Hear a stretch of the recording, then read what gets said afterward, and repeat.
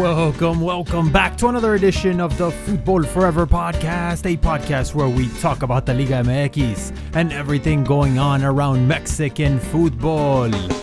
Oh man, I'm happy. I'm in a good mood. I am recording the podcast for the first time with my new desk. I got a new desk. It was a nice little investment. It wasn't super cheap, but it was definitely necessary.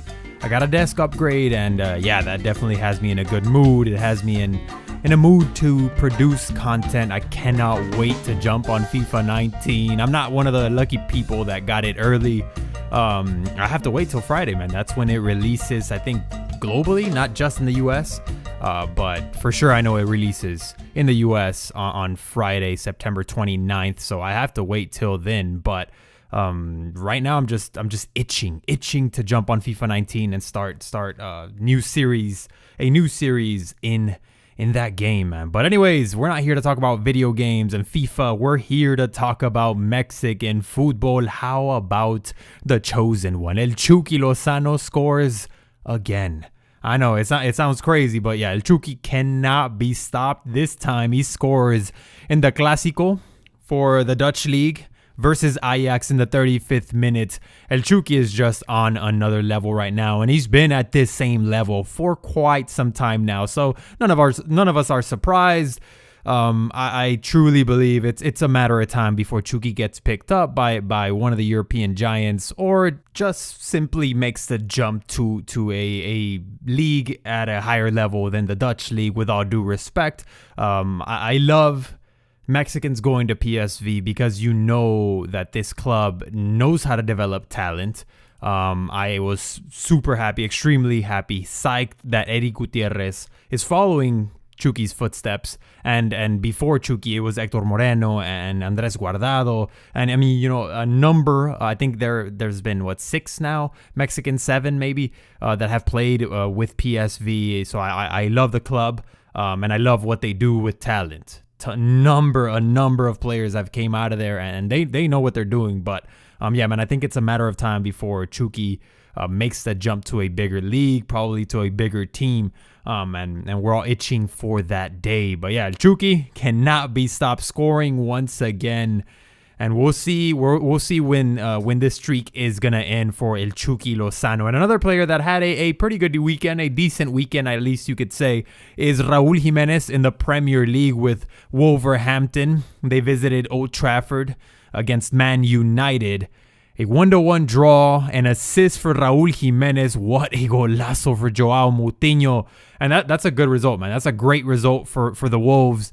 1 point, you know, although Man United, as we know, they're not at their best form. They're not at a great moment. But, you know, nonetheless, you know, the talent is not really comparable from one team to another. Although the Wolves, I think, have some talent. You have Ruben Neves, you have Raul Jimenez, Joao Moutinho. You know, you have talent in the Wolverhampton roster, but obviously, you know, United has more of it. So it was definitely a good draw for the Wolves, and a good match from Raul Jimenez. Man, that Wolves team plays pretty good, man. But anyways, not too much to talk about for the Paisas, for the Mexicans in Europe. So let's jump into some Liga MX action, because on Friday we had a thrilling match between Puebla and America. Now, on paper and comparing the rosters, you would think that America would win this one without too much trouble, you know, kind of how Cruz Azul, you know, beat Atlas. It was just to be expected, but that doesn't happen with America. Not when they're visiting the Cuauhtémoc, not when they're visiting Puebla, man. It's just a tough and always tough venue for America. They were, I think, unable to win in their previous 5 visits to this stadium, so it was not going to be easy. And sure enough, the game, you know, proved to be that for Club America. America was missing Diego Lainez due to injury that was caused by Bruno Valdez, as we may know, or as you may know. There was controversy, some people blaming Bruno Valdez, pretty mad at Bruno Valdez for injuring Diego Lainez. America was also missing their left back, their starting left back at least, Luis Reyes, and Roger Martinez, the striker. Honestly, I think America played well in this game. They generated plenty of scoring opportunities to put the game out of reach and coast to victory on the road. But did that happen? No. No. Once again, similar to the game versus Morelia, where America was just controlling the match, having a ton of opportunities to put the game out of reach. They continued to miss. They would not kill their opponent, and sure enough, things got tense. Once again, things got complicated for Club America, and the Azul Cremas almost let go of the 3 points. Like I said, just like against Morelia, where things got very close after Morelia scored, cut one back. Here against Puebla, it got tough for them, man. A game that they should have won comfortably by at least 2 to 3 goals. You let the opponent live, and it almost costs you, man. But unfortunately, the ref gave us something to talk about for this match. Enrique Santander, the highly criticized Enrique Santander, had some mistakes to say the least, man. As an Americanista, I have to admit, man. I have to admit that the third goal scored by Bruno Valdez in injury time, very late into the match, that one should have been ruled off for offsides, man. It really should have. It shouldn't have counted. I guess that one, maybe you can't chuck it to Enrique Santander. It's more of the linesman. I don't know why I can't say that word. Linesman's responsibility to rule that goal off. But yeah, it should have been called an offside. And then there was also some controversy regarding Cecilio's penalty. But I disagree with that one. I honestly did believe there was enough contact to call a foul on that play. And I believe, to my opinion, the penalty was correctly awarded. Again, my opinion. Now, we have to talk about something, man. We have to talk about something. It has to be mentioned. 5 goals now. 5 goals in the season for the heavily questioned and heavily criticized Oribe El Hermoso Peralta. Myself included, man. Myself included, I've questioned why Oribe has remained in the Club America lineup multiple times. But quietly, Oribe has had a good season. Honestly, he's had a decent season. I mean, if you don't want to call it good, decent. He has 5 goals now. Now, it's pretty clear. One thing is clear. Piojo will not be benching Peralta anytime soon, man. And you gotta ask yourself something. This brings up an interesting scenario because with Henry Martin scoring goals in the cup, with Oribe scoring goals in the league, where does Roger Martinez, the new number 9 for Club America for this season, where does he fit in this lineup? He has not played as much as Oribe, maybe not even as much as Henry. He hasn't played as much as either of them. As we know, he was absent for this match. But as soon as he's healthy, America will have to ask for more from this striker. 2 goals this season. They came earlier in the season. We're now, past the mid-season point. And, 2 goals is not enough. America made a heavy investment in this striker. And like I said, pretty soon they're going to have to be, asking for more from him. Otherwise, America will have to hit the market once again in search for a killer number 9. Roger Martinez has to step up. Once again, I do realize that he hasn't had a ton of opportunities, a ton of playing time because he's been battling injuries, etc. But he has to respond sometime soon. I've liked the short, moments that he's had. There was some fans, I saw it on Twitter, saying that he reminds you of Salvador Cabañas a little bit, a Salvador Cabañas with Chucho Benitez, with all due respect to both of those Liga MX and Club America legends. Chucho, rest in peace. But, I guess from the body type and the play style, he kind of reminds you of those two. But, those two are light years ahead so far. And, they're legends for the club. So let's respect those distances. He's still far from making an impact in Club America like those two those two beasts. But anyway, back to the match. America just straight up needs to learn how to kill their opponents, man. Because of their poor finishing, they just simply complicated the game for themselves. And it happened against Monarcas, as you heard me mention. Once again, it happens here versus Puebla. You know, they're generating plenty of goal scoring opportunities, but they're not finishing. You know, learn to finish, or these problems are honestly will probably come back to haunt you in the playoffs, in the Liguilla. You let your opponents live. You leave the win up for grabs. This scenario may not play out in your favor versus a tougher opponent, tougher competition, like you will face in the playoffs. Learn to kill. That's what America has to do now. The Clásico is up next. It's the week of the Clásico, Semana del Clásico. An exciting week, man. Tons of hype to come our way from the media, from fans on Twitter. It'll be a fun one. This might be a one of the best Clásicos in recent memory. I'm not saying the best or anything like that, but both teams are coming off of highs, I guess you can say. Although Chivas failed to defeat Querétaro at home, Chivas definitely deserved the win this past weekend versus Querétaro. It was a 1-1 draw, but Chivas outplayed Querétaro. Even the Querétaro manager Rafa Puente Jr. He admitted it in the post game press conference. He said, "We didn't deserve the draw. Chivas deserved to win, but that's football." And yeah, Chivas, they definitely deserved to win. I know they had a goal called off incorrectly. It was ruled offsides. But regardless, Chivas just played better, flat out better than Gallos Blancos. Chivas has been playing better. We remember that match versus Monterrey on their 4-2 win. So that's what I mean by this Clásico may be one of the best ones in terms of team form. Each team coming off of proper form. America coming off of a win, a thrilling victory versus Puebla on the road, and Chivas coming off of a some decent form, some decent football display. So I think this is going to be a good one, boys. It's always hard fought. It's a Clásico. We've heard it a million times.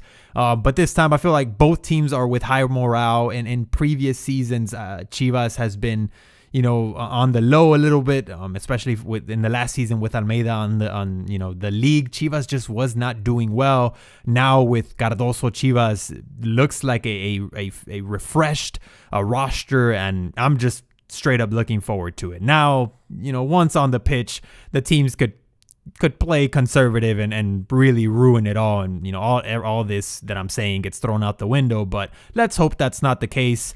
And on paper, this should be a Clásico to remember. America doing well, and they're positioned well in the league table. Chivas playing well, fighting for those spots to get into the Liguilla. And, above all, showing good football from Chivas. So I hope this one is good. I am excited for it. This is my favorite week. Aside from, the Liguilla, this is my favorite weekend in the Liga MX.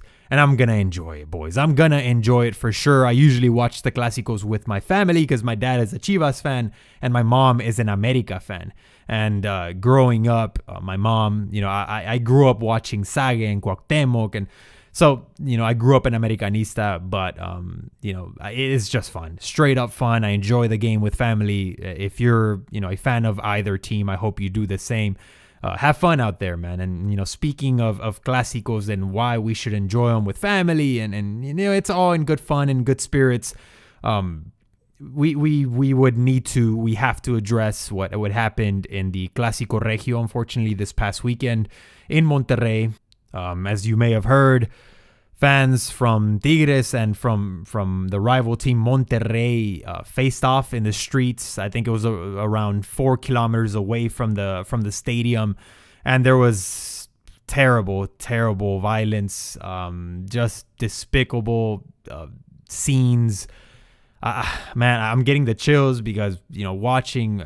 Unfortunately, I watched one of the videos that was floating around in the Twitter sphere, and I saw that young Tigres fan get beat down by like 15, 20 members of Monterrey, and he got rocks thrown at him, and he got stabbed, and he's in critical condition as we're speaking. I believe I haven't kept up because it's just something that you hate to read. It just makes me feel sick, and just despicable acts. I don't know what the solution could be. It's truly saddening, and what can you say? Like, I'm not even gonna mention anything that happened on the pitch because, by the way, the Clásico Regio, in this edition at least, it was a snooze fest. It was a 0-0 draw. But what happened outside of the stadium between both barras, between both support groups or part of the support groups, you can't generalize and you can't blame everyone. But oh man, it was just terrible to witness, and it kind of ruined the whole football weekend. Honestly, I was watching other games, and you had just this sick feeling. It was because the videos, man. You saw, how can someone be that inhumane? How can someone be that cruel to another person, to another living sentient being? Whether it doesn't. I don't get it. You see someone face down on the ground, and you decide that you're still gonna throw a rock, a freaking boulder at them. Like, it's just disgusting, and it's kind of upsetting me now. I'm being honest with you. I really don't want to talk about it anymore, but let's just enjoy football, man. It's at the end of the day, as much as we love it, it's a game, and it should never. It's a party. It should never escalate to anything like what happened on when was it, Sunday, in the outskirts of the stadium in Monterrey. Just saddening and disgusting. So anyways, with that, let's move on to something brighter, something happier, which was the Toluca versus Necaxa match, a 3-2 win. What a game, man. This one, in my opinion, it was the best game of the week for week 10 in the Liga MX. Necaxa, let me say a few things about Necaxa, man, because I like this team, man. I gotta be honest with you. I like Necaxa. I want to like this Necaxa team. I want them to succeed. You have Michel Leaño, who is the youngest coach. He's not the youngest coach in Liga MX history. Am I making that up? I'm not sure, but I know he's the youngest coach, out of the first division right now, for sure, right? But yeah, regardless, Necaxa, they're just a young team, and I just want them to do good, to do better. But they're still lacking in several areas, and they're just not really getting the job done. Now, they haven't won a single game away from home this season, if I'm not mistaken. I want them to do better, man. But let's jump into the game. These teams, honestly, these two teams, Toluca and Necaxa, they wasted no time to start attacking one another. Before the 15th minute, you already had like 4 to 5 goals, or shots on goal. I'm sorry, not 4 to 5 goals, 4 to 5 shots on goal. Most of them coming from, if not all of them, coming from Toluca. They were forcing Hugo Gonzalez to make some good saves. Ruben Sambueza continues to impress, man. Ruben Sambueza, at his age, he's a seasoned veteran of the league, but he continues to be key for Toluca and still one of the best players in the Liga MX. One of the best players this league has to offer. But on the Necaxa side, you have one of the best young talents in the league, and that is Victor Davila, man. I want him on my team. It's going to be very interesting to see how Necaxa is going to handle the demand for this young Chilean in the offseason. One could assume that multiple teams are definitely going to come knocking and asking to buy Victor Davila. Not just from the Liga MX, but also and maybe from Europe. They might be up to date, and they might see this guy and what he's doing in the Liga MX, and someone might scoop him up. But it's going to be interesting to see how Necaxa handles this. This past offseason, Necaxa decided to sell off a ton of talent. They sold off Barovero. They sold off Roberto Alvarado. to Cruz Azul, the young Mexican prospect. So, they might sell Davila off, but it probably won't be cheap because this guy is something else, and he's super young. He's what, 22? If I'm 23, maybe. I'm not too sure on his age, but what a player Victor Davila, man.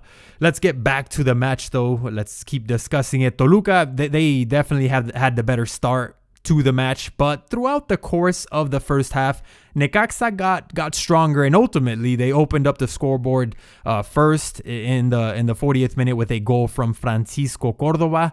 But early into the second half, and in the 49th minute to be exact, Rodrigo Salinas, the Toluca right back, would level the scores 1-1, and the assist, of course, from Ruben Sambueza. I think Hugo Gonzalez, to be fair, he could have done more to maybe deflect that shot from Salinas. He did not look great in that play, but maybe I'm being a little too harsh on Hugo Gonzalez. But, Toluca, honestly, they took control for the majority of the second half, and they ended up taking the lead with a goal from Quiñones that was pretty much a half to 3/4 of a goal for Alexis Vega, who did most of the work. All Quiñones had to do was push the ball a foot away from the mark, and this was also basically another assist for Ruben Sambueza, who had served a great ball for Alexis Vega. But Ruben Sambueza would continue to impress me, at least in this match. He would get close to extending the lead. He hit the post on one occasion, if I'm not mistaken. And ultimately, Alexis Vega would score the third and final goal for Toluca with a great finish, an easy finish from him. I'm glad to see Vega, the young Mexican striker, get on the board, primarily because, damn, man, there's seriously a drought at the striker position. For the Mexican national team, we only really have Raul Jimenez. You have Chicharito Hernandez, and who else? Who else? Do you want to throw Saldívar in there? Alan Pulido, who, in my opinion, not at the moment. He should not get another call for the Mexican national team. Who else? Maybe Henry Martin you want to throw in there, but we need more strikers scoring goals for Mexico. And Alexis Vega, I just want to see him flourish, man. I want to see him do well because we need it in El Tri. So, anyways, man, yeah, Alexis Vega, he scores the third and final goal for Toluca. And right before the end of the match, Mati Fernandez for Necaxa scores the golazo of the week with a stunning goal from distance. This game, it had a fitting ending with that golazo. It was a hell of a match. Like I said, they wasted no time to start attacking each other. And it ended with a golazo. Very entertaining match. 3-2 victory in the end for Toluca. So let's go over the remaining results for Week 10 of action in the Liga MX. Morelia versus Pumas on Friday, a 0-0 draw in a match that was cut short due to the bad weather conditions. Unfortunate stuff right there. León, and speaking of unfortunate stuff, León losing to Lobos Buap 1-0 at home. Cruz Azul defeating Atlas 2-0. Tijuana defeating Pachuca with a score of 1-0. Santos and Veracruz draw 1-1. And as you heard me mention, Tigres versus Monterrey, a 0-0 draw in the Clásico Regio. Snooze fest, man. Snooze fest that we could not enjoy because, as mentioned, of the tragedies that happened outside of the stadium. So anyways, this is pretty much the end of the podcast. Thank you guys for listening. I hope you guys enjoyed it. I typically try to keep these between 20 to 30 minutes because I'm one guy, man. I don't want you to have to listen to me for an hour and a half. I don't think I have that much stuff to talk about, and I don't want to put you through that. Just listening to one guy, one voice, you don't want to do that, man. So I typically try to cover 2 to 3 games from the previous weekend. And, I like that formula, a shorter format for the podcast, especially because, as I mentioned, I'm one dude. But I also try to mention the Paisas in Europe, the Mexicans abroad, because that's what my weekend starts with. Sometimes you have to wake up early to catch a Premier League match with Chicharito or with Raul Jimenez. You'll have to wake up at 7 in the morning, 6:30 in the morning, and that gets your weekend started on a Saturday morning. Waking up at 7, it's not fun, but it is fun watching our bros, our boys, the Mexicans abroad do work in Europe. So anyways, with that being said, thank you guys for listening once again. I hope you guys enjoyed the podcast. If you're listening on iTunes, if you're listening on SoundCloud, even on YouTube, leave a like, man, leave a rating. It definitely motivates me to keep going with this project. More stuff to come, specifically on YouTube with FIFA 19 dropping. I have a series planned that I'm hoping, if you're a fan of FIFA and you like watching gameplay on YouTube, I'm hoping that you're gonna enjoy this series, because it's gonna be a ton of fun producing it and making it and playing it. Fun stuff to come, man. Fun stuff to come. Thank you guys for listening. I'll catch you guys on the next one. Futbol Forever out.